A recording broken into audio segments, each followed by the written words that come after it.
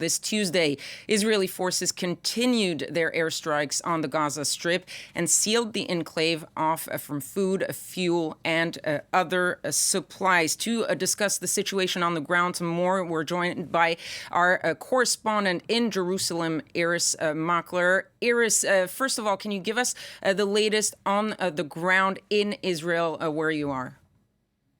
I can tell you that the Israeli military says that they've secured the Gaza border fence and that they don't expect that there will be any more militants crossing, as we saw, of course, on the original Saturday, and then as we saw yesterday as well.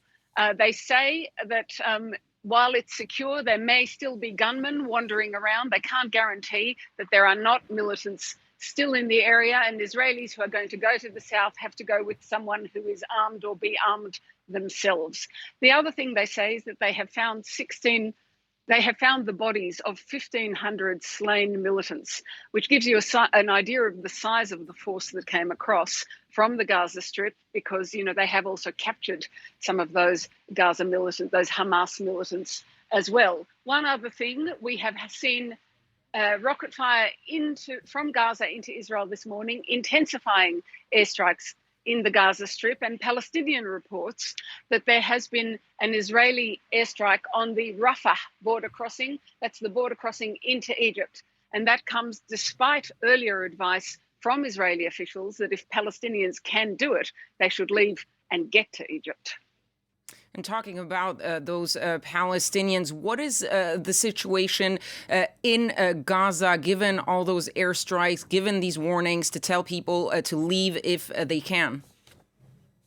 We know that 180,000 people are displaced, that their shelters are crowded and that water is scarce. And if the current plans are carried out, I can't see anything but a humanitarian crisis extremely quickly. And one of the reasons for that is that Israel is stopping electricity and water. And water is the big issue in Gaza, not only, as you can see from the destruction there, Gaza depends on desalinated water. It doesn't have sweet water, fresh water itself.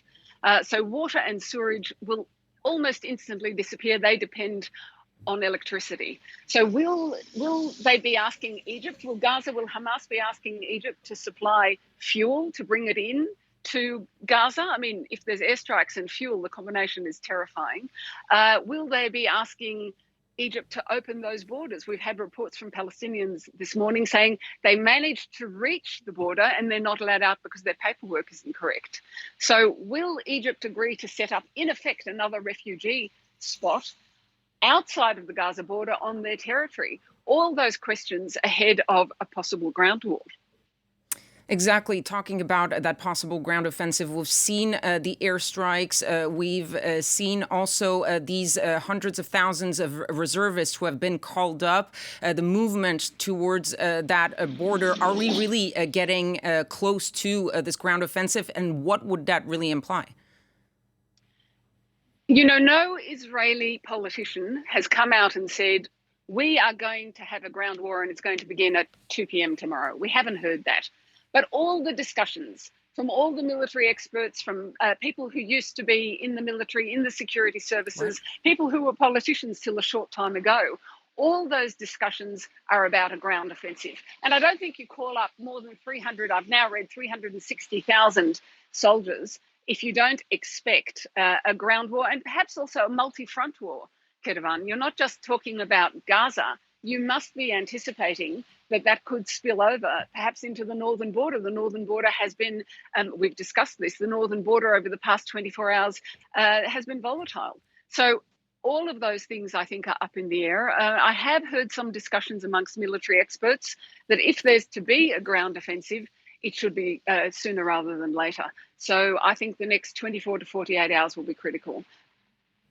Thank you very much, Irris. Irris Makler there reporting live from Jerusalem.